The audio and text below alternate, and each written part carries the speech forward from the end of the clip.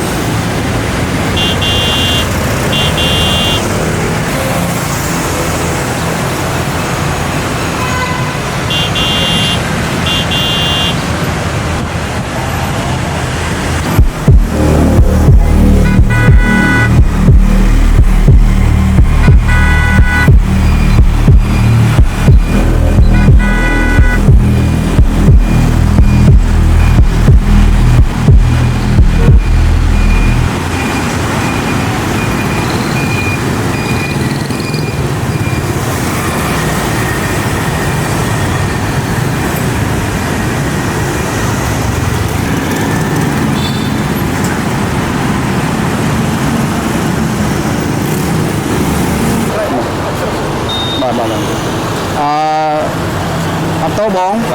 បងមិនដឹងថាច្រាស់ដែរបងដឹងឡាប់ពណ៌នេះជឹងទៅចុះបងដឹងថាច្រាស់ដែរបងមកទៅអីបង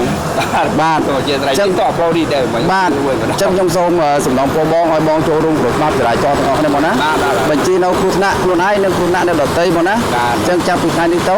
សូមបងចូលរួមប្រមាថចរាចរណ៍ទាំងអស់គ្នាបងមកនេះបច្រាស់ចឹងខ្ញុំសូមណែនាំបងឲ្យបងត្រឡប់ទៅក្រោយវិញបងណាបាទបងជួយចោះសុខសប្បាយបងណាបាទឲ្យពាក់មួយសុវត្ថិភាពផងណាបាទ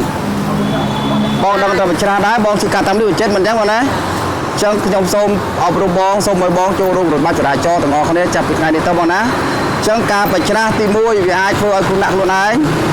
ទី2វាអាចធ្វើឲ្យបង្កគ្រោះថ្នាក់ដល់អ្នកដទៃបងណាអញ្ចឹងសូមឲ្យបងចូលរួមរបាច់ចរាចរណ៍ទាំងអស់គ្នាដើម្បីអាយុជីវិតខ្លួនឯងនិងអ្នកដទៃបងណាអញ្ចឹងខ្ញុំមិនបានខាតបណ្ដៃបងទេព្រោះនៅធ្វើការអប់រំណែនាំបងណាចឹងសូមបងត្រឡប់ទៅក្រោយវិញបងណា